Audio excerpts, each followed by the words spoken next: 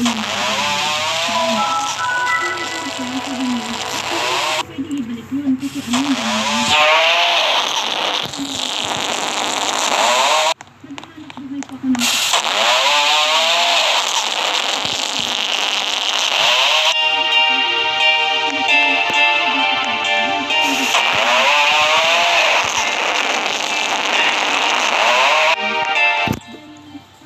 7 Shifting.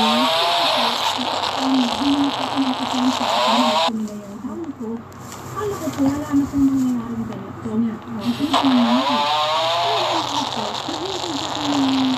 Itong taga-Isabela din po na kababayan ng ano, na pinost daw po ako. Tapos nagulat po ako dun sa post.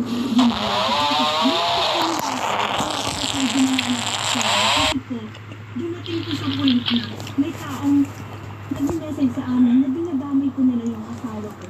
Na paano po kagaling yung intel nila. Kasama po yung husband ko is napunta ko na yung complete dito. Nakakit ko nila ako. Ito yung dati ng Pilipino. Para saan? Wala pa naman kami sa korte.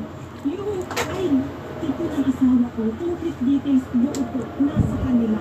Pinex po ako na may mga anak pa naman, ganyan, hindi ko sa meron ng threats. Yes po, magandang hapon sa'yo, Ma'am China. Good afternoon po. Yes, good afternoon, Ma'am po.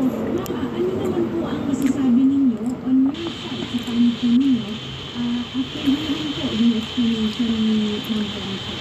Nung nag-live po ako, sinabi ko po ang lahat ng dito kasi inikot ko rin po yung Campbell. So ngayon po, ang tingin ko po, kasi dahil sabi ko na admin ko is nag-PM po sa nag-9 po sa 3PM. Siguro po, during that time na na-explain ko po yung reality.